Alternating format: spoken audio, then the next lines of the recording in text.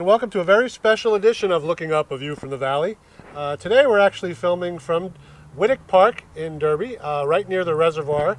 And the reason we're here is because the name Witek actually came from Private First Class Frank Peter Witek, who was born and raised in Derby. And we have some gentlemen here, some of the veterans who served our country well, want to talk a little bit about what Frank Witek meant to the community. So first we're joined with Bernie Williamson. Well, originally I was born and raised in Pennsylvania, in the western part of Pittsburgh, until I joined the Marines. And after I got out of the Marines, I had met a girl from Derby and ended up marrying her. How did you guys meet, actually? Actually, I was in Little Creek, Virginia on maneuvers, and she was at Virginia Beach. Oh, really? On vacation with some of her girlfriends. Oh, yeah? That's right. Well, good for you guys that you were able to meet up. That's great. And then you came to Derby? Yes, after we got married, we moved to Derby. Okay. Been here ever since. That was in 1958. Wow. And how long were you married for?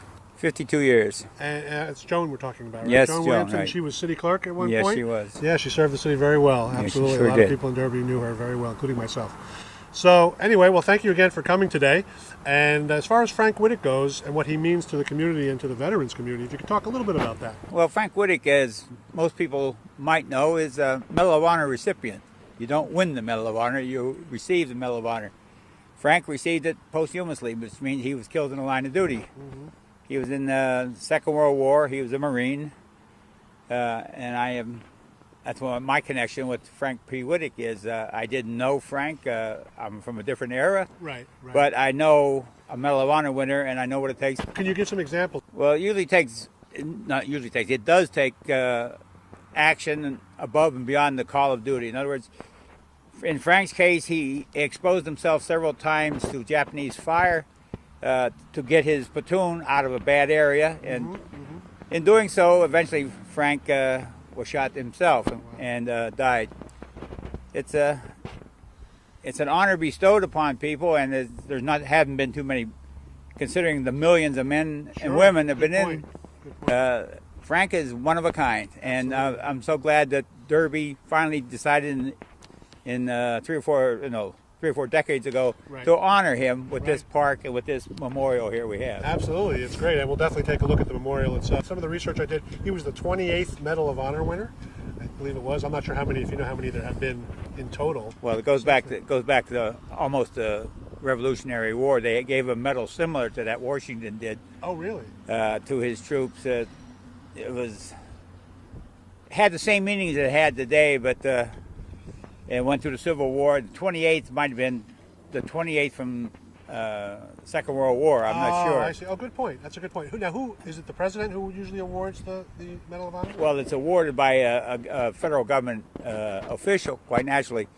In some cases, the president does award it, but in this case, he did not, because the president at that time was Franklin Delano Roosevelt. Right. And it was awarded to his parents, to his mother, in Soldiers Field in Chicago, Illinois. That's where the Bears play, right? That's right. That's right. And yeah, something like 50,000 people were there. Do you know there were other Medal of Honor award winners at that ceremony? As far as that I couldn't tell you. Okay, that's okay.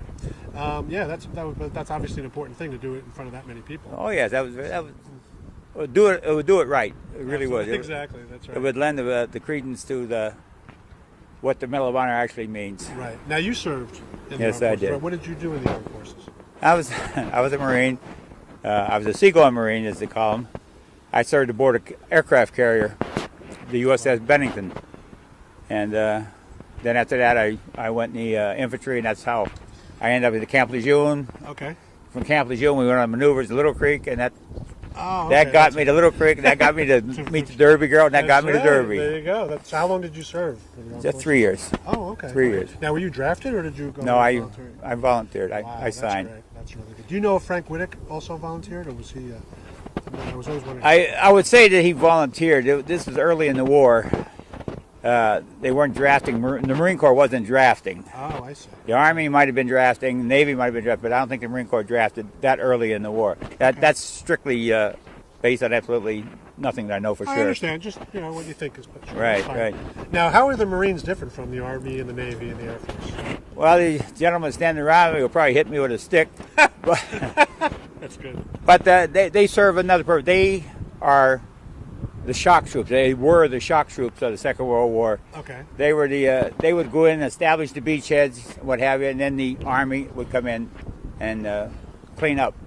It was the Marine Corps' job to go in and make the initial landing. Oh, really? Okay. Oh, okay. During the Second World War, I mean, and that's only one, but that was the biggest job they did. Right. Like they say, they served on ships, Marine detachments on ship. They had they have their own air wing. Mm-hmm. If you remember, Pappy Boyington was sure.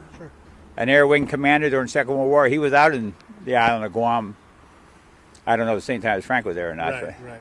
But so it's interesting. So basically, you kind of get a little flavor of the Navy and of the Air Force when you serve for the Marines. Oh, you sure do. I think I spent more time on a ship than some sailors have. Wow, So. well, I know I did. Spent more time than Mr. Waleski, who you're going to talk to, because he was an airplane man. So. Okay. Well, thank you very much, Bernie. I appreciate you sharing it.